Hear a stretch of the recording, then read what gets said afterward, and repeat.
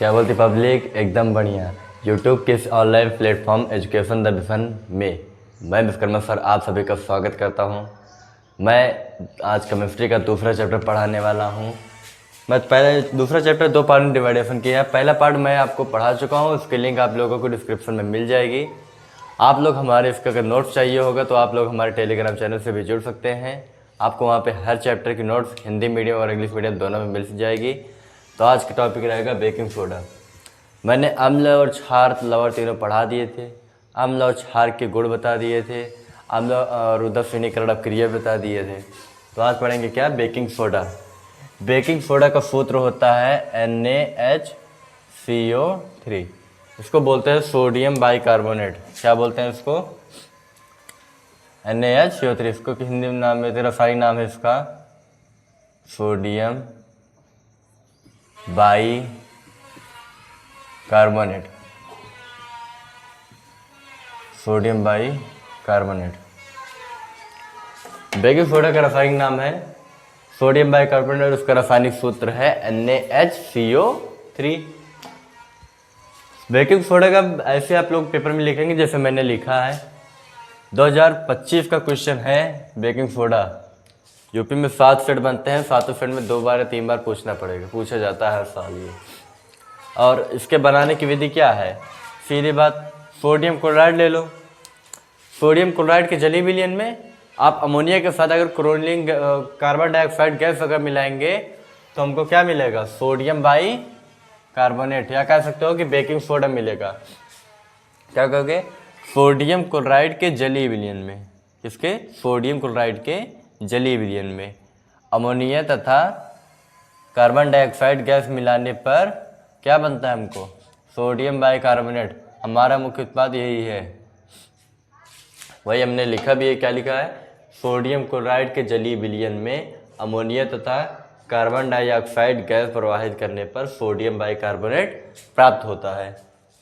इसके 2-3 गुण हैं, देखें उसको कैसे होता है। ये सफ़ेद रंग का ठोस पदार्थ होता है। और दूसरा गुण है यह जल में विलय होता है, मतलब जल में यह घुल जाता है। और रंग कैसा होता है इसका? सफ़ेद रंग का होता है। और इसका विलयन क्षारीय प्रतीक होता है, मतलब ये क्षारीय प्रतीक मैंने बताया था कल कैसे क्षार होते हैं। क्षार वे होते हैं जो OH माइनस आयन देते हैं, और क्षार स्वाद में खट्टे भी होते हैं। तो अगर क्षार स्वाद में खट्टे हैं तो बेकिंग सोडा का स्वाद कैसा होगा? खट्टा होगा जब क्षार स्वाद में खट्टे हैं तो। और ये कैसा है? एक संक्षारक होता है। ये क्या है? एक संक्षारक होता है, मतलब इनकी प्रवृत्ति ज़्यादा अम्लीय क्षारीय होती है। और इसके उपयोग क्या क्या है, कैसे उपयोग है? कोई भी हो उसका उपयोग रहेगा ही, मतलब बिना उपयोग की कोई चीज़ होगी ही नहीं। जिसका उपयोग, जैसे आप लोग खाना बनाते हैं तो आप जैसे कचौड़ी बनाएंगे तो उसमें कचौड़ी बनाने के लिए उसमें बेकिंग सोडा डाला जाता है, जल्दी बन जाए। इडली बनाने के लिए पहले था कि चावल को पीस कर उसको इडली बनाई जाती थी, तो रात रात टाइम लगता था उसमें।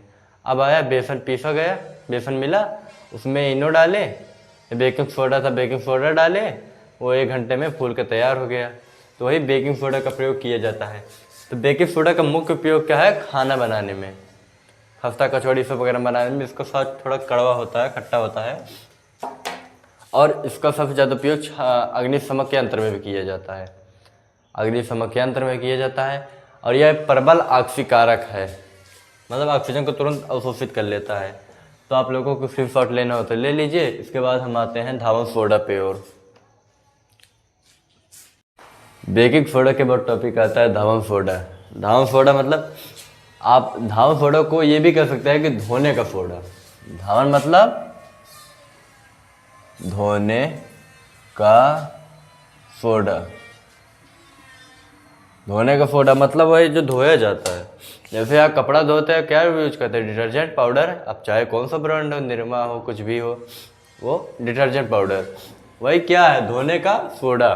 जैसे बेकिंग सोडा क्या है? खाने का सोडा है। और वैसे धावन सोडा धोने का सोडा।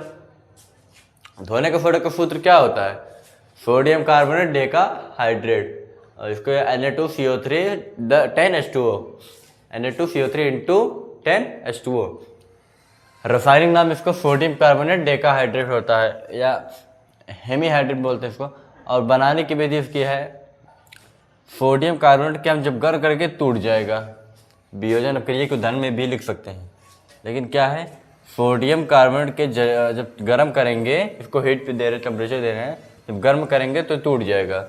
और इसमें से जो मिलेगा हमको Na2CO3 सोडियम कार्बोनेट है, सोडियम कार्बोनेट के फिर से जब हम जल के साथ क्रिया कराएंगे तो हमको क्या मिलेगा, सोडियम कार्बोनेट डेकाहाइड्रेट। मैंने लिखा क्या है देखिए, सोडियम बाइकार्बोनेट को गर्म करने पर, सोडियम बाइकार्बोनेट को गर्म करने पर यह टूट जाता है। इसके पश्चात प्राप्त सोडियम कार्बोनेट को जल में मिलाने पर, प्राप्त सोडियम कार्बोनेट को जल में मिलाने पर सोडियम बाइकार्बोनेट डेकाहाइड्रेट प्राप्त होता है। इसके गुण क्या है, यह एक पारदर्शी क्रिस्टलीय ठोस होता है, मतलब इसके क्रिस्टल में आर पार देखा जा सकता है, और यह जल में विलय होते हैं। आप देखेंगे अगर निरमा को पानी में ले जाए तो घुल जाएंगे, वही है कि यह जल में विलय होते हैं, और इसका जलीय विलयन क्षारीय होता है। ये क्या कहता है, ये क्षारीय विलयन का होता है, क्षारीय प्रकृति बताया था। जलीय विलयन क्षारीय होता है। इसका उपयोग जैसे जल की कठोरता को दूर करने में, मतलब जल जल्दी खराब न उसके लिए किया जाता है, और कपड़े धोने में इसका प्रयोग किया जाता है, जल को शुद्ध पेय बनाने में किया जाता है, धाव सोडा को प्रयोग किया जाता है। आप लोगों को स्क्रीनशॉट लेना हो तो आप लोग ले लीजिए। इसके बाद आते हैं प्लास्टर ऑफ पेरिस पे। हम बेकिंग सोडा बता दिया, धावक सोडा बता दिया है। उसके बाद आता है पीओपी, प्लास्टर ऑफ पेरिस। क्या बोलते हैं इसका नाम, plaster of Paris, plaster of Paris. इसका सूत्र होता है CaSO4 हाफ H2O। हाफ का मतलब 1/2, आधा बोल सकते हैं, आधा H2O। और रसायन नाम होगा इसका कैल्शियम सल्फेट हेमीहाइड्रेट। H2O को हाइड्रेट के नाम से भी जानते हैं। जब H2O का आधा उड़ लेते हैं तब उसको हेमीहाइड्रेट के नाम से जानते हैं। इसका रासायनिक नाम क्या है, कैल्शियम सल्फेट हेमीहाइड्रेट। बनाने की विधि क्या है, इसको बोलते हैं, जो पूरा लिखा है CaSO4 2H2O, इसको बोलते हैं जिप्सम। क्या बोलते हैं इसको, जिप्सम। क्या, जिप्सम को जब गर्म करेंगे, कोई भी चीज़ अगर गर्म करो तो उसमें से जल निकलेगा, या जल उड़ जाएगा, वाष्पित हो जाएगा, या कुछ बाहर निकल जाएगा। तो वही जिप्सम में जब हम गर्म करेंगे तो उसमें से 3/2 H2O मतलब जल के अणु वो निकाल देगा। और मैंने लिखा क्या है, जिप्सम को 100 से 120 ताप पर गर्म करने पर। यहाँ का जो टेम्परेचर रहता है वो कितना रहता है, 100 से 120 डिग्री सेल्सियस तक रहता है। जिप्सम को जब गर्म करते हैं तब गर्म करने पर यह अपने जल का 3/2 भाग, जितना जल है उसके पास उसका 3/2 भाग वह निकाल देता है और पीओपी का निर्माण करता है। मतलब ये क्या है, प्लास्टर ऑफ पेरिस। ये इतना भाग क्या है हमारा, पीओपी, प्लास्टर ऑफ पेरिस। और इसके गुण क्या है, यह सफ़ेद रंग का चूड़ होता है, मतलब पाउडर इफ होता है, सफ़ेद रंग का होता है, या जल में विलय होता है, मतलब जल में ये घुलता नहीं है। और जल में अगर घुलेगा भी तो जब भी जल वाष्पित होगा तो ये अपने आप को ठोस मेटल बना लेगा, ठोस एकदम पदार्थ बना लेगा। और पीओपी का उपयोग देखेंगे तो इसका उपयोग जैसे घरों को चिकना बनाने में किया जाता है, और जो दिवाली के समय मूर्तियाँ बनती हैं, और नवरात्रि में जो दुर्गा माता का मूर्तियाँ बनती हैं, उसमें इसका प्लास्टर ऑफ पेरिस को बनाया जाता है। प्लास्टर ऑफ पेरिस की ही मूर्तियाँ बनाई जाती हैं। और जैसे किसी का हाथ पैर टूट जाता है, हड्डियाँ टूट जाती हैं, तो हड्डियों को जोड़ने में इसका प्रयोग किया जाता है। आप लोगों को अगर स्क्रीनशॉट लेना हो तो आप लोग ले लीजिए।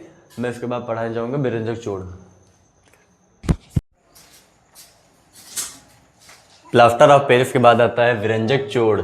विरंजक चूर्ण मतलब इसका सूत्र होता है CaOCl2, लिखा भी हुआ है, और इसका नाम कैल्शियम हाइपोक्लोराइड।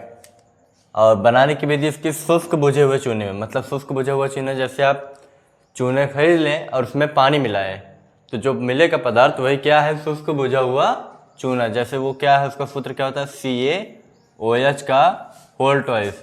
उसमें क्या प्रयोग करेंगे, क्लोरीन गैस। शुष्क बुझे हुए चूने में क्लोरीन गैस। अगर गैस की बात कर रहा है तो Cl2 हम लोग लिखते हैं।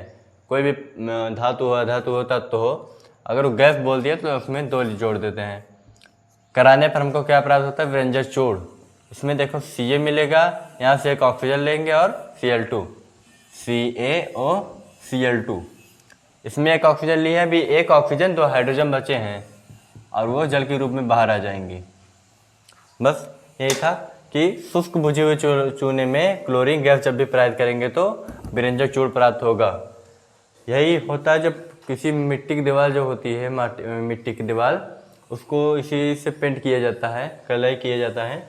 इसका प्रयोग करेंगे जब, तो इसमें से जल के अणु वो वाष्पीकृत होकर निकल जाएंगे, तो वही जल के अणु जो वाष्पीकृत होकर निकलते हैं वो ये जल है।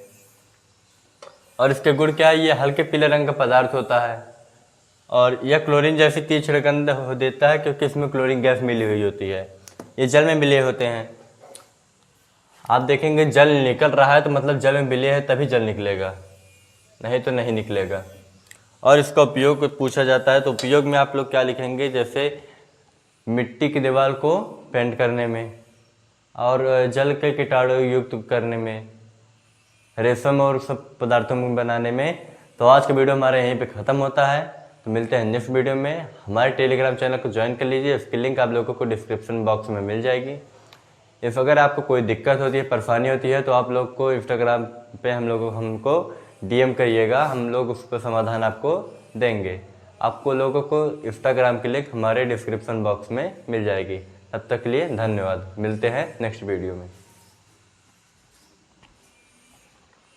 तब तक के लिए